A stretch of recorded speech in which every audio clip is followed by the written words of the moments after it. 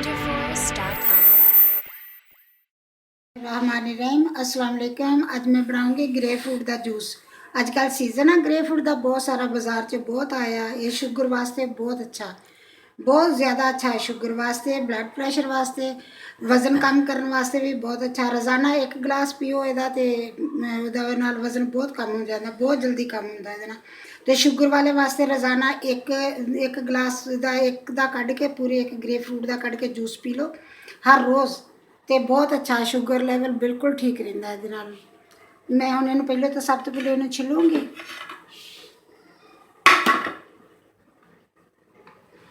बड़े बड़े आए ਹੁਣ ਤਾਂ ਸੀਜ਼ਨ ਆ ਨਾ, ਤੇ ਮਾਸ਼ਾਅੱਲਾ ਬੜੇ ਬੜੇ ਆਏ ਆ। ਇਹਨਾਂ ਨੂੰ ਮੈਂ ਛਿਲਕੇ ਇਹਨਾਂ ਦਾ ਨਿਕਾਲੂੰਗੀ ਕਿਉਂਕਿ ਇਹ ਕੜਵੇ ਹੁੰਦੇ ਆ, ਤੇ ਐਵੇਂ ਛਿਲਕਿਆਂ ਸਣੇ ਤਾਂ ਬਿਲਕੁਲ ਵੀ ਨਹੀਂ ਇਹਨਾਂ ਦਾ ਜੂਸ ਪੀਤਾ ਜਾਂਦਾ।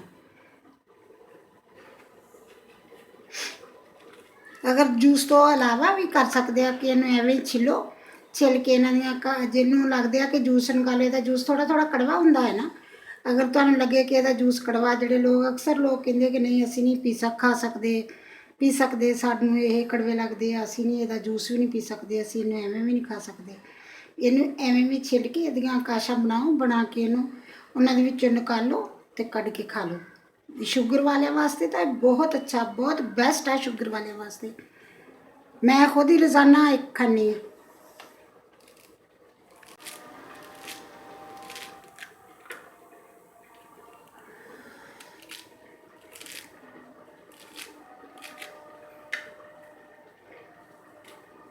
ਜਿੱਦਾਂ ਮਾਲਟਾ ਜਾਂ ਕਿੰਨੂ ਛਿਲਦੇ ਆ ਉਸੇ ਤਰ੍ਹਾਂ ਹੀ ਇਹ ਸਾਰਾ ਛਿਲਿਆ ਜਾਂਦਾ ਐਨ ਸਹੀ ਸਹੀ।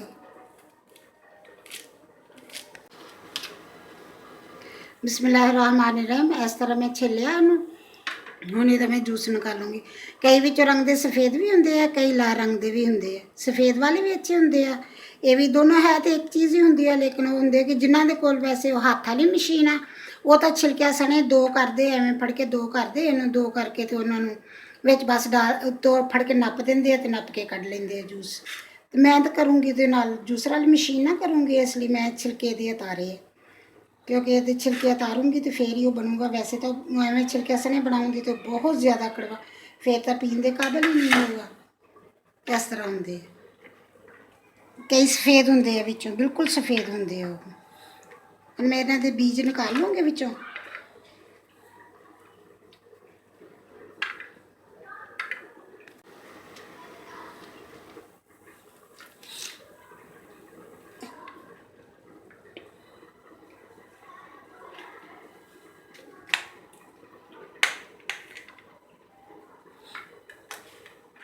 ਬੀਜ ਮੋਟੇ ਮੋਟੇ ਬੀਜ ਨਿਕਾਲ ਦਿੱਤੇ ਆ।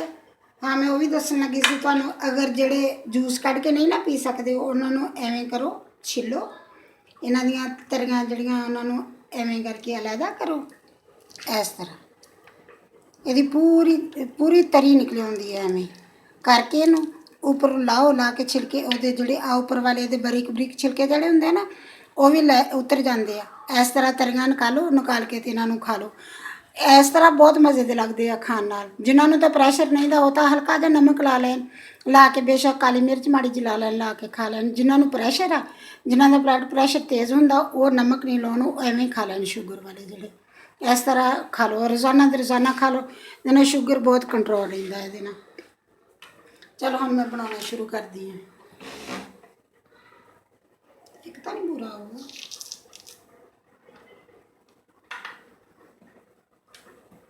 उधर चलाओ। बिस्मिल्लाहिर्रहमानिर्रहीम। अगे मैं बर्तन रख दिता वा, हुण मैं बनाना शुरू कर दी हाँ।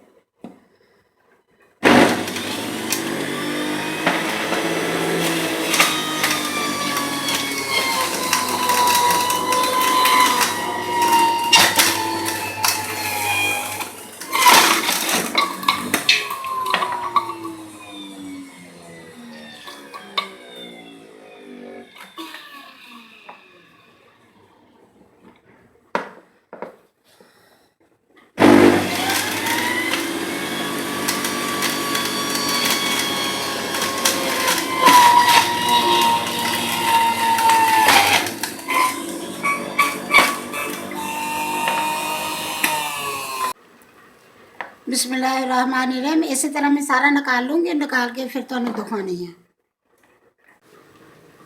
बिस्मिल्लाहिर्रहमानिर्रहीम। जूस मैं निकाल के रख लिया। ये हम मैं डाल दी हाँ छोटी चाय वाली चम्मच का चौथा हिस्सा काली मिर्च,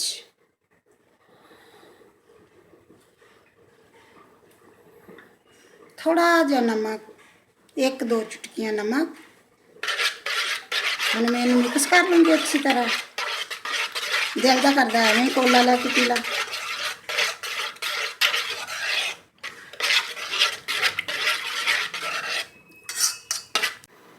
बिस्मिल्लाहिर्रहमानिर्रहीम। मेरा ग्रेप फ्रूट का जूस बन के बिल्कुल तैयार हो गया।